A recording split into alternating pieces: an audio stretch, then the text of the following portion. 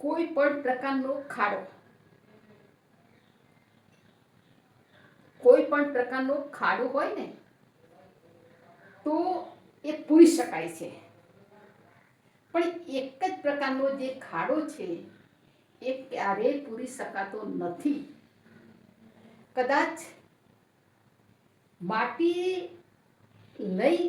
માટી ખોદી જમીનમાં ખાડો જો પડ્યો હોય ને તો એ સમય જતા એ ખાડામાં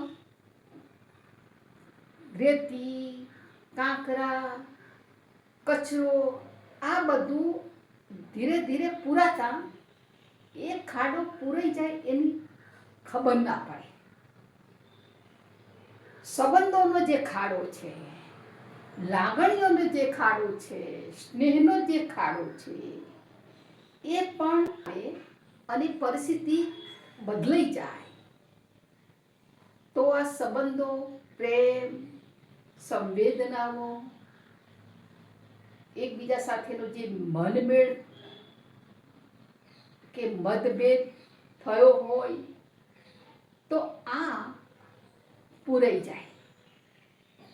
કોઈ 5 માણસો ભેગા થાય અને એમ કે ભાઈ હવે જવા દો ને, તમે છોડો ને તમે છોડો, આટલું તમે જવા દો ને આટલું તમે જવા દો, અને એમ કરીને પછી બંને પક્ષમાં જે ઘણા સમયથી જે ખટરાક થયા હોય ને એ ખટરાક ધીરે ધીરે ઓછા થયા હોય. પછી એમને સમજણ આવે કે હારું હવે બસ બહુ થઈ ગયું, હવે સાથે બેસવામાં જ મજા છે. પણ મધ્યસ્થી શોધતા હોય કે મધ્યસ્થી કોઈ આવે, કારણ કે અહમ નડે ને, માણસના અહમ બહુ નડે છે કે હું સાનું સામે જઉં, હું શા માટે સામેથી બોલાવા જાઉં. એટલે મધ્યસ્થી શોધે અને એમ કેમ પ્રકારે આડકતરી રીતે મધ્યસ્થી શોધી અને પછી જે સંબંધોમાં જે ખટરાક થયો હોય તો એ ખાડો મધ્યસ્થી દ્વારા કે બંને પક્ષની સમજણ દ્વારા એ ખાડો પૂરાઈ જાય. પરંતુ એક ખાડો એવો છે, એ એટલો બધો ઊંડો ખાડો છે કે એ ખાડો નથી પૂરી શકાતો. અને એ ખાડો દેખાડાનો ખાડો, દેખાડાનો ખાડો એવો છે કે દલ દલ દલ નીચે અંદર ઉતરતો જ જાય.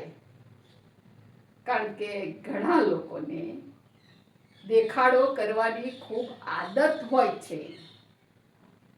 આમણે આ પ્રસંગમાં, દીકરાના પ્રસંગમાં 10 લાખનો ખર્ચ કર્યો. સરસ મજાનું ડેકોરેશન, સરસ મજાનું ભોજન, પહેરામણી, આગતા સાગતા આ બધું સરસ મજાનું કર્યું. પણ મારી પરિસ્થિતિ સારી નથી, આર્થિક પરિસ્થિતિ કંગાળ છે, હું પહોંચી શકું એમ નથી, પરંતુ મને દેખાડો કરવાની આદત પડી ગઈ છે. એની સાથે સરખામણી કરીને જ હું જંપીશ. એને 10 લાખનો ખર્ચ કર્યો તો હું ઉસીના લઈશ, વ્યાજે લઈશ, ગમે તે કરીશ, પણ હું એનાથી આગળ જઈશ. આ જે દેખાડો છે ને એ દેખાડામાં કેટલાક માણસો પાયમાલ થઈ ગયા, કેટલાક માણસો કંગાળ બની ગયા અને કેટલાક માણસોએ તો મિલકતો પણ વેચી દીધી દેવા ભરવા માટે. આમ એક કહેવત સરસ મજાની છે, લાંબા સાથે ટૂંકો જાય, લાંબા સાથે ટૂંકો જાય, મરે નહીં તો માગો તો થાય જ. એમ જેની હેસિયત હોય, આર્થિક પરિસ્થિતિ સારી હોય, સદ્ધર હોય, એ ખર્ચો કરે તો બરાબર છે, એમને પાગે છે, પોસાય છે, કરે અને કરવા જેવો છે તો વાપરે છે. પરંતુ મારી પાસે નથી, હું શું કરવા આટલો બધો દેખાડો કરવા માટે વ્યાજે પૈસા લઉં છું, ઉછીના પૈસા લઉં છું, એ પછી આપવા પડશે અને એ પછી રાતોની ઊંઘ ખરાબ થઈ જશે મારી.